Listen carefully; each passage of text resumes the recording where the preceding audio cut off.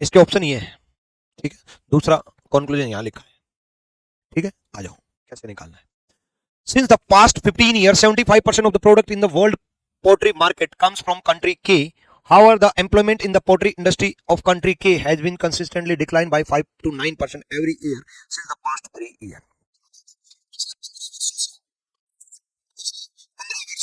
दुनिया में मिट्टी के बर्तनों के बाजार में 75% उत्पाद देश के से आते हैं, ठीक है। 15 वर्षों से जो 75% उत्पाद कोई देश के है वहां से आ रहे हैं मिट्टी के बर्तन, ठीक है।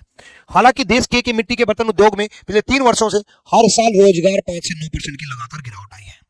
पूरी दुनिया में सबसे ज्यादा अगर बात करें तो उसी देश से आ रहे हैं, लेकिन मिट्टी के बर्तनों की रोजगार में कमी आई है पिछले 3 सालों से, ठीक है। डन।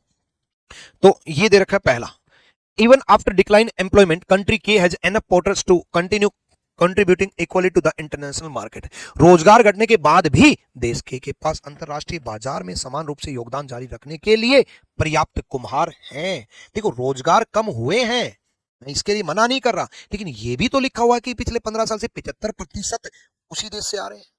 भले ही रोजगार कम हुए हों, लेकिन 75% उसी देश से आ रहे हैं, तो वही के कंट्री ही इंटरनेशनल मार्केट को बनाया हुआ है मिट्टी के बर्तनों के लिए। तो पहला बिल्कुल सही है। क्यों? क्योंकि पिछले 15 वर्षों से 75% उत्पाद तो यही दे रहा है ना, बेशक 3 वर्षों से डिक्लाइन हुए हो, लेकिन उत्पाद तो यही दे रहा है ना, ठीक है। तो पहला सही है। दूसरा, the local demand of poultry in country के has substantially decrease leading to the less interest among the potters. देश के में मिट्टी के बर्तनों की स्थानीय मांग में काफी कमी आई है, जिससे कुम्हारों के बीच में रुचि कम हो गई है। देखो स्थानीय मांग में कमी आई है या नहीं आई है ये जिक्र ही नहीं है स्टेटमेंट में। स्थानीय मांग के बारे में जिक्र ही नहीं है, दो जिक्र है, इंटरनेशनल मार्केट और एम्प्लॉयमेंट कम होना, कुम्हार के एम्प्लॉयमेंट में डिक्रीज होना। स्थानीय लोकल मार्केट में क्या हुआ है, कमी आई है, मांग कम हुई है, इसके बारे में कोई जिक्र नहीं है। तो दूसरा गलत। तो ओनली फर्स्ट निकाला जा सकता है, केवल पहला। सी इज द राइट आंसर।